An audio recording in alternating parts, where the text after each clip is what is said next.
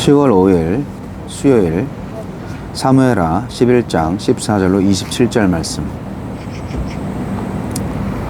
아침이 되매 다윗이 편지를 써서 우리아의 손에 들려 요압에게 보내니 그 편지에 써서 이르기를 너희가 우리아를 맹렬한 싸움에 앞세워두고 너희는 뒤로 물러가서 그로 맞아 죽게 하라 하였더라. 요압이 그 성을 살펴 용사들이 있는 것을 아는 그곳에 우리아를 두니 그 성 사람들이 나와서 요압과 더불어 싸울 때에 다윗의 부하 중 몇 사람이 엎드러지고 햇사람 우리아도 죽으니라. 요압이 사람을 보내 그 전쟁의 모든 일을 다윗에게 보고할세 그 전령에게 명령하여 이르되 전쟁의 모든 일을 내가 왕께 보고하기를 마친 후에 혹시 왕이 노하여 내게 말씀하기를 너희가 어찌하여 성에 그처럼 가까이 가서 싸웠느냐? 그들이 성 위에서 쏠 줄을 알지 못하였느냐? 여룻베셋의 아들 아비멜렉을 쳐 죽인 자가 누구냐? 여인 하나가 성에서 맷돌 위 짝을 그 위에 던짐에 그가 데베스에서 죽지 아니하였느냐? 어찌하여 성에 가까이 갔더냐? 하시거든 네가 말하기를 왕의 종 햇사람 우리아도 죽었나이다 하라. 전령이 가서 다윗에게 이르러 요압이 그를 보낸 모든 일을 다윗에게 아뢰어 이르되 그 사람들이 우리보다 우세하여 우리를 향하여 들로 나오므로 우리가 그들을 쳐서 성문 어귀까지 미쳤더니 활 쏘는 자들이 성 위에서 왕의 부하들을 향하여 쏘매 왕의 부하 중 몇 사람이 죽고 왕의 종 햇사람 우리아도 죽었나이다 하니 다윗이 전령에게 이르되 너는 요압에게 이같이 말하기를 이 일로 걱정하지 말라. 칼은 이 사람이나 저 사람이나 삼키느니라. 그 성을 향하여 더욱 힘써 싸워 함락시키라 하여 너는 그를 담대하게 하라 하니라. 우리아의 아내는 그 남편 우리아가 죽었음을 듣고 그의 남편을 위하여 소리내어 우니라. 그 장례를 마침에 다윗이 사람을 보내 그를 왕궁으로 데려오니 그가 그의 아내가 되어 그에게 아들을 낳으니라. 다윗이 행한 그 일이 여호와 보시기에 악하였더라. 죄의 늪에 빠진 다윗. 죄를 은폐하려는 첫 시도가 우리아의 우직한 충성으로 실패하자 다윗은 요압을 시켜 우리아를 전장에서 죽게 만든 후에 밧세바를 아내로 삼습니다. 하느님은 어떤 분입니까? 숨은 죄악을 보고 계시며 숨은 범죄자에게 유죄를 선고하십니다. 다윗은 아무도 몰래 우리아를 죽음에 던지고 밧세바와 결혼하여 아이까지 낳았으니 자기가 저지른 모든 일을 감쪽같이 은폐했다고 생각했을 것입니다. 그러나 하나님은 사건의 전말을 다 보고 계셨고 그 일을 악하다고 평가하셨습니다. 다윗의 음모는 성공한 듯 보이지만 완전히 실패했습니다. 하나님 앞에서 완전 범죄는 없습니다. 하나님은 모든 일을 보고 계시며 선악간에 판결하실 것입니다. 우리에게 주시는 교훈은 무엇입니까? 죄는 감추려 할수록 더 깊은 죄로 끌어당깁니다. 다윗은 밧세바를 범한 잘못을 감추려고 우리아를 죽일 계획을 세웠습니다. 게다가 우리아를 죽일 계획이 적힌 편지를 우리아의 손에 들려 요압에게 전달할 정도로 잔인해졌습니다. 죄를 숨기려고 더 큰 죄를 저지르는 악순환에 빠졌습니다. 죄의 늪에서 헤어나는 길은 죄를 감추려 하지 않고 시인하고 책임지는 것입니다. 그리고 그 적기는 언제나 지금 당장입니다. 악한 권력의 뒤에는 악한 조력자가 있습니다. 요압이 그 악한 조력자였습니다. 요압은 다윗의 사주를 받아 무고한 우리아를 사지로 몰아넣어 전사하게 만들어서 다윗이 꿈꾼 악을 실현해 주었습니다. 그리고 결과를 초조하게 기다리는 다윗에게 전령을 보내 우리아의 전사 소식을 즉각 보고했습니다. 만약 요압이 다윗의 명령에 이의를 제기하고 부당성을 지적하며 이행을 거부했다면 다윗의 악행엔 제동이 걸렸을 것입니다. 높은 지위와 권력을 가진 사람이 부당한 일을 강요할 때 두렵더라도 용기를 내서 거부함으로써 악한 권력의 하수인이 되지 마세요. 죄의 마지막 단계는 아무런 가책도 느끼지 못하는 것입니다. 우리아의 전사 소식을 접한 다윗은 자기가 우리아를 죽여놓고도 우리아의 죽음을 전쟁 중에 일어난 불가피한 희생으로 둔갑시켰습니다.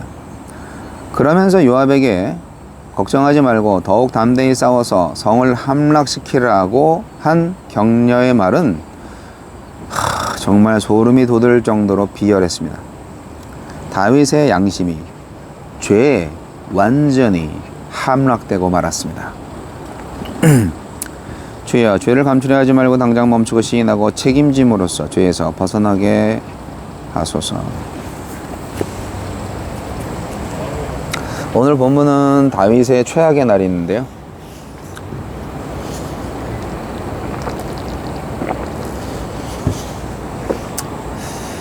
다윗이 이렇게까지 죄에 빠질 수가 있구나. 성경 본문을 직접 읽으면 설교를 들을 때보다도 더 적나라하게 그 느낌이 느껴집니다. 야, 이렇게 악독한 면이 있었다니.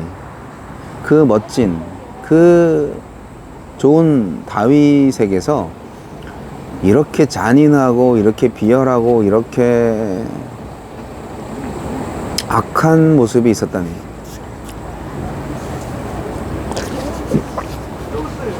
이 다윗의 모습이 인간의 모습이고 바로 저와 여러분의 모습입니다. 다윗의 권력을 얻은 상태가 된다면, 누구라도 그런 상태가 된다면, 그리고 맨날 부하들하고 같이 전쟁 나가서 열심히 전쟁하고, 그게 어떻게 보면은 고대 국가의 왕으로서 항상 하는 일이죠.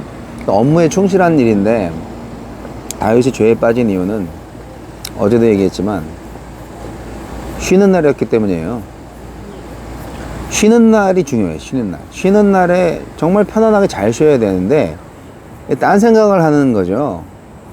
일을 맨날 하던 사람이 일을 쉬면요, 딴 생각을 해요. 제 주변에 트럭 기사들이 많지 않습니까? 트럭 기사들이 저는 지금 초보니까 계속 앞으로 벌고 뒤로 다 지출이 많아서 계속 허덕이고 있는데, 베테랑들, 트럭 오래 하신 분들은 요령이 생겨가지고 돈 되는 집만 날르고 뭐 운전도 잘하시고 그렇게 하시는데, 그런 분들 돈 벌었다는 소리 한 번도 못 들었어요. 어떤 분은 트럭을 5대까지 가지고 이렇게 운영을 하시다가 쫄딱 말아먹었다고.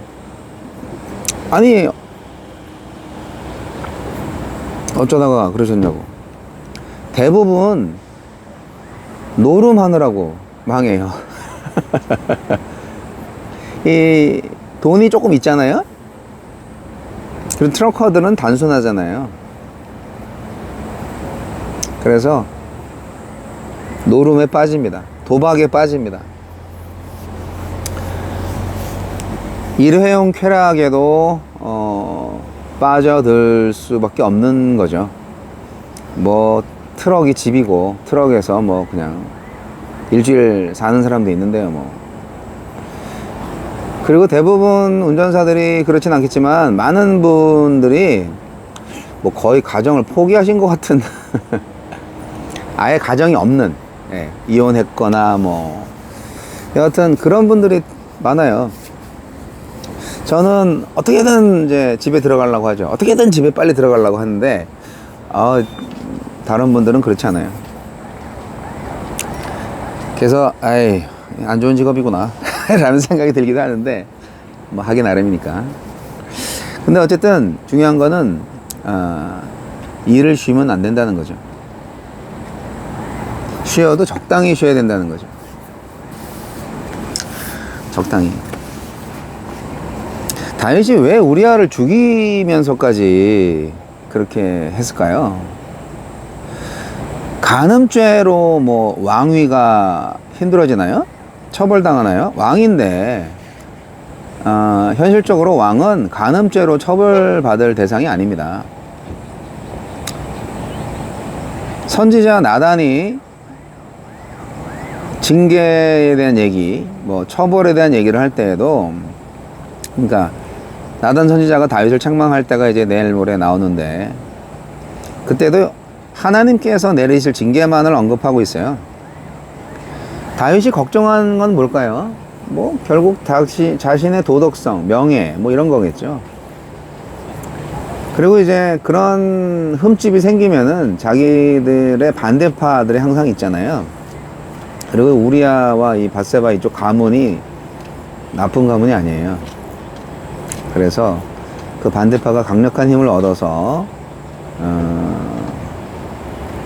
좀 자신을 해롭게 하지 않을까라는 걱정이 있었나? 네. 어쨌든 자신의 결점이 생겼기 때문에 그 결점을 캄프라치 하기 위해서, 커버하기 위해서 이런 짓을 저질렀어요. 하지만 어떻게 됩니까? 우리아를 죽여서라도 죄를 은폐하려고 하지만 이미 하나님도 알고 계시잖아요. 요압 장군도 공범이죠. 충신이죠. 그런데 요압은 그냥 뭐 왕이 시키는 대로 하는 거죠. 요압도 제정신이었다면 왕이시여 이런 시키지 말아주소서, 옳지 않소이다, 뭐 이렇게 얘기를 해야 되는 거죠. 충신은 바로 이렇게 잘못된 오더에 대해서는 노를 말할 수 있는 사람이 충신이에요. 자기가 죽더라도. 결국 공범이 되었습니다. 요압은 자신이 어떤 짓을 하고 있는지 알았나 몰랐나 그런 얘기는 거의 안 나오는데, 하여튼 다윗의 말을 충실하게 이행을 해가지고 우리아를 죽게 했습니다. 결국 요압은 다윗의 진정한 충신이 아니다 라고 생각을 합니다. 왕이 그릇된 결정을 내리면 반대하고 막을 줄 알아야 되는 거예요. 다윗의 진정한 충신은 누구일까요? 권력 유지를 위해서 악을 생산하고 은폐하는 데 동조한 요압이 아니라 특권적이고 예외적인 혜택을 거부하고 주인을 위해 싸우다가 전사한 우리아가 아니겠습니까? 악을 지적하고 악에 저항하는 것이 큰 손해로 돌아오는 시대에 살고 있죠, 여러분. 그래서 침묵하는 자 다 공범이에요. 저와 여러분 다 공범이에요. 우리는 요압처럼 악한 인간의 하수인이 되기보다는 하나님의 충신이 되게 해달라고 기도해야 됩니다. 다윗은 우리아의 전사 소식을 들었는데 반응이 어때요? 뭐 속으로 잘됐다, 드디어 성공했다 이렇게 기뻐하겠죠. 근데 겉으로는 그게 있을 수 있는 일이야, 괜찮아, 요압 장군 더 열심히 싸워주게, 뭐 이런 식으로 얘기를 하죠. 자기 부하들의 목숨을 하찮게 여기는 장군, 그런 지도자, 그게 다윗이 아닌데 어떻게 이렇게 됐죠? 아이고. 그리고 이제 우리아가 죽었다는 거를 이제 듣고 나서 밧세바를 아내로 삼습니다. 그래야 완벽하게 되죠. 자기 아이를. 글쎄, 죄를 은폐하기 위해서보다는 그 여인을 갖고 싶었을 것 같아요. 얼마나 예뻤는지는 모르겠지만 결국 하나님은 오늘 본문 말씀에서 악하다, 다윗한테 이런 말을 할 수 있다니 하나님도 참 실망이 크셨겠어요. 그렇게 하나님의 마음에 합한 자 다윗이었는데 다윗도 이런 죄를 저지르니 하나님도 참 마음이 아프시겠어요. 우리가 알고도 짓는 죄 하나님이 모르실 리가 없습니다. 다 알고 계십니다. 여러분, 결국 행한 대로 심판받거든요. 믿음이 부족한 게 아니라요, 믿음이 없는 거예요. 믿음 부족하다고 믿음 있는 척 하지 마세요. 믿음이 부족한 게 아니라 믿음이 없는 겁니다. 내가 짓는 죄를 하나님이 모르실 거다라고 생각하는 그 불신앙, 그런 믿음은 믿음이 아니죠. 사람을 함부로 죽이는 믿음을 어디에 쓰는 겁니까? 이건 그런 믿음입니까? 죽은 믿음입니다.